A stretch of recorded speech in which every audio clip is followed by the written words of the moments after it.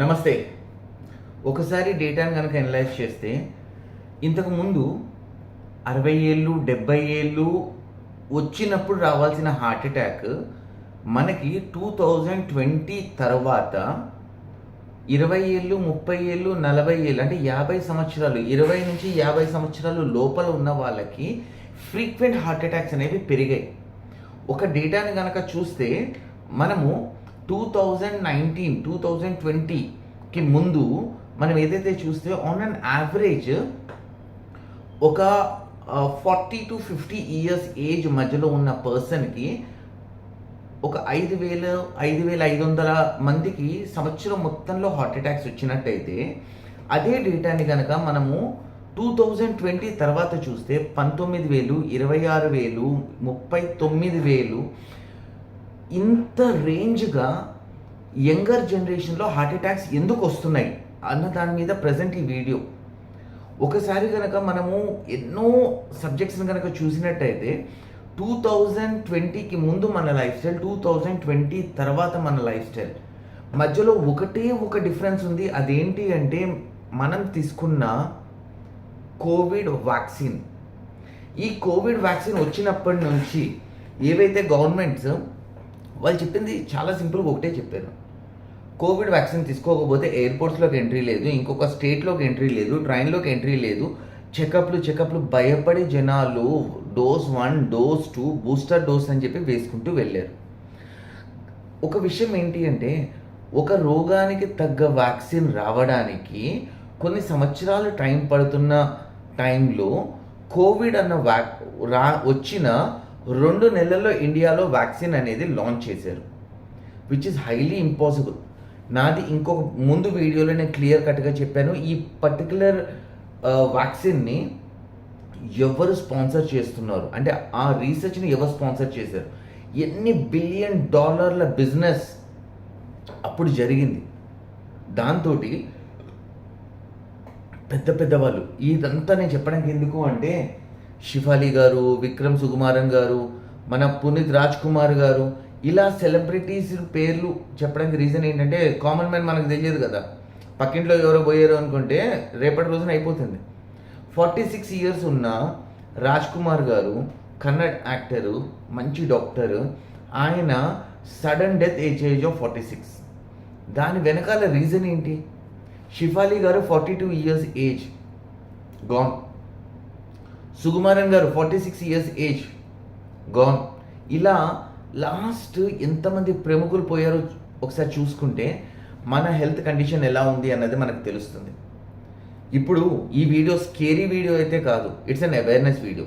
మీరు గుర్తుపెట్టుకోవాల్సిన ఒకటి ఏంటి అంటే మన లైఫ్ స్టైల్ చేంజ్ తోటి మనము ఏవైతే పొడిపించుకుంటున్నామో మింగుతున్నామో వీటన్నిటి మీద ఎఫెక్ట్ ఇస్తుంది.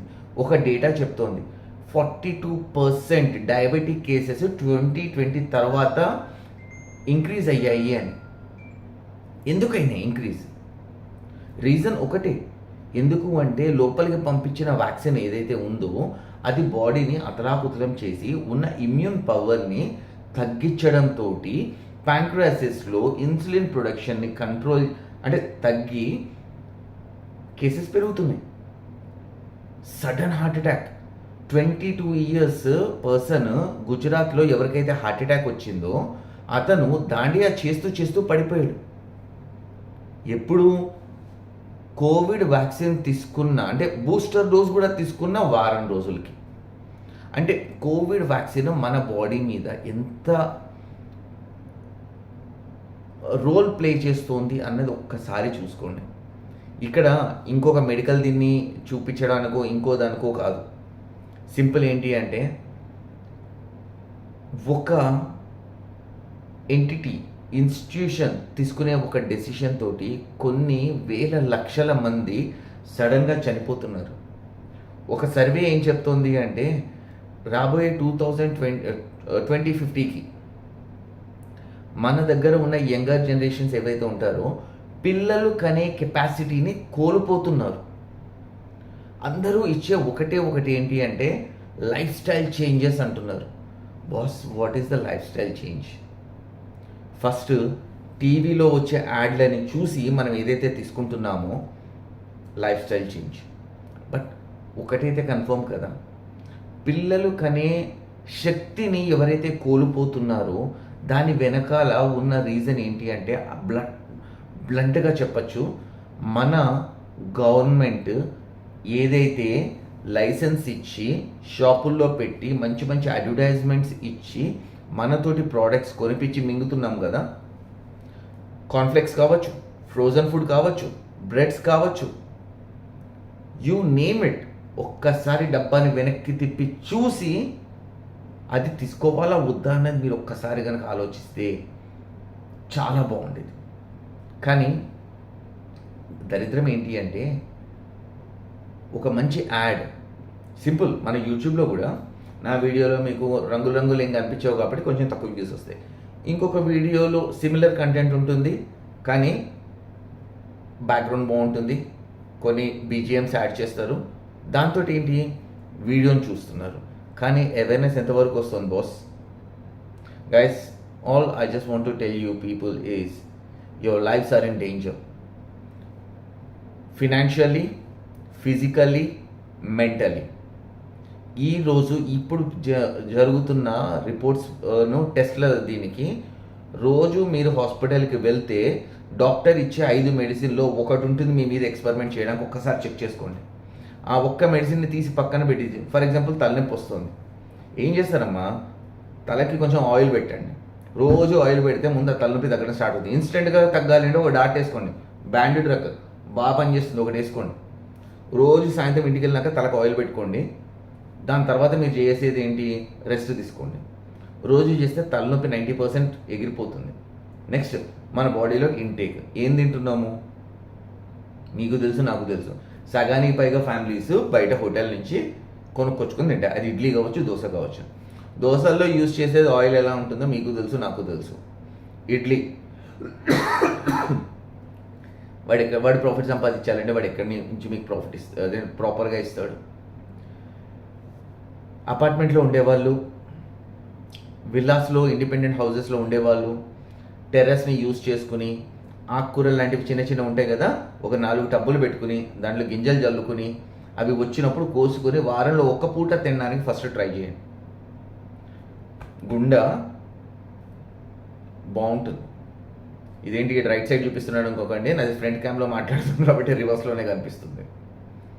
ఓకే, నెక్స్ట్, ఆర్గానిక్ ఫుడ్ అని బయలుదేరుతున్నారు కదా, మీ ఇంట్లోనే ఆర్గానిక్ ఫుడ్ ఉంటుంది, తీసుకోండి. అన్నం తినండి ప్రశాంతంగా. డైట్ చేస్తామని చెప్పేసి రోటీల మీదకి వెళ్ళకండి.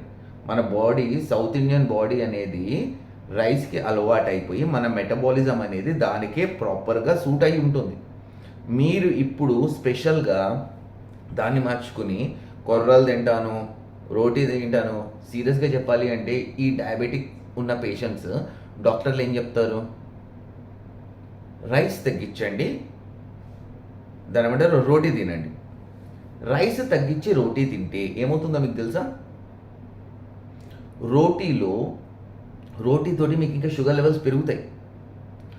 పట్టెడన్నం తింటే కరెక్ట్గా సెట్ అవుతుంది. అర్ధరాత్రి అన్నం తోడేసుకొని పొద్దున తోడు తినండి. పిల్లలకు కూడా పెట్టచ్చు, నష్టం లేదు.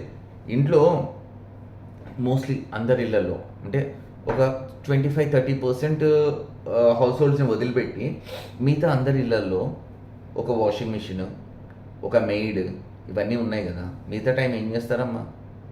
ఒక 5-10% అయితే కుక్స్ కూడా పెట్టుకున్నారు. నేను వాళ్ళ గురించి కాదు మాట్లాడేది. రోజు మొత్తం అలాంటి వీడియోలు అటు ఇటు చూసే బదులు కొంచెం మీ హెల్త్ మీద ఫోకస్ చేసుకోండి. ఒక ప్రాపర్ డైట్ని మీరు చూసుకుని మీ హెల్త్లు మీరు బాగు చేసుకుని ఇలాంటి అడ్డమైన మెడిసిన్స్ తీసుకుని హెల్త్లు పాడు చేసుకోవడం కన్నా కొంచెం బ్రెయిన్ పెట్టి స్టడీ చేసి ఏది మంచిది అన్నది చూసుకోండి. లేదు అంటే రాజ్ కుమార్ గారి లాంటి బతికే మీది నాది. ఈ వీడియో తిట్టడానికి చేయలేదు, ఒక అవేర్నెస్. ఇది నా వేలో చెప్తాను. ఎవరన్నా కమెంట్ చేద్దాము అనుకుంటే చెయ్యండి. నచ్చింది అనుకోండి, నలుగురికి పంపించండి. అది కూడా నచ్చలేదు అనుకోండి, డిస్లైక్ బటన్ కొట్టి బ్లాక్ కొట్టుకోండి. Thank you so much. జై హింద్.